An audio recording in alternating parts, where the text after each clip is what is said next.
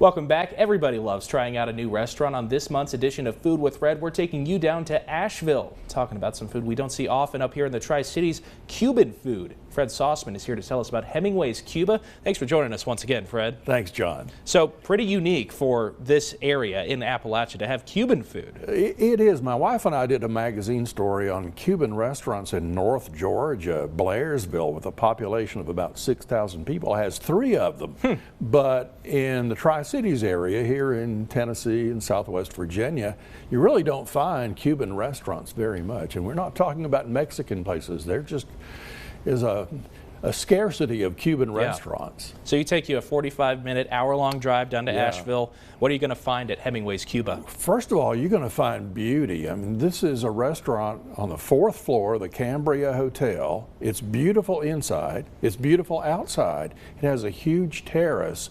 And if you walk out on that terrace, either just to stroll or to have a drink or a meal, you can see all over downtown Asheville. You can see the mountains. You can see the Grove Arcade, which is right next door. So gorgeous setting, first of all. Sounds like it would set you up perfect for a date night if you head down there. You got things to do around it and that nice view. And we were there last Thursday and the terrace was full of people, and it's so good to see that. But yeah, this is a Cuban restaurant started by a Cuban person who died about a year ago. He and his family were in the real estate business, and his son has taken that over now, but they've owned several hotels in that region, one of which is the Cambria. So as a result of that Cuban heritage, they developed a Cuban menu. Well, let's talk about the food a little bit. We've got all kinds of things. I think that's the empanada to start us off there. That's empanadas, yeah. That's how I think you want to start, either with a croquette or an empanada, a stuffed meat pastry. That is one of the newest dishes on the menu that I had last week. It's camarones con coco, shrimp with coconut.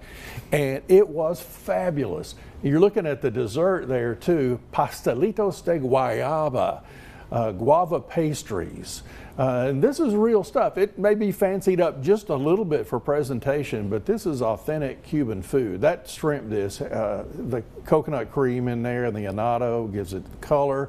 That is the daiquiri that's named after Ernest Hemingway. Of course, Hemingway spent a lot of time in Cuba. Beginning about 1939. He was in Cuba in the 40s and the 50s, had an estate there called the Finca Villa.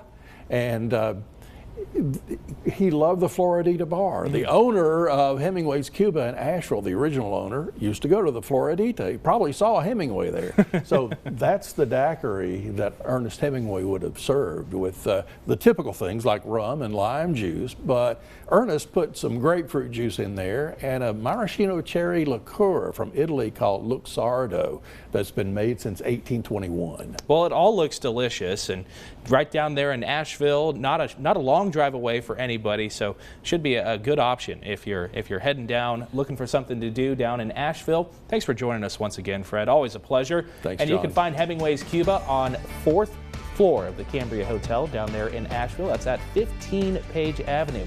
We'll be right back with a quick look at your consumer news headlines. That's after the break.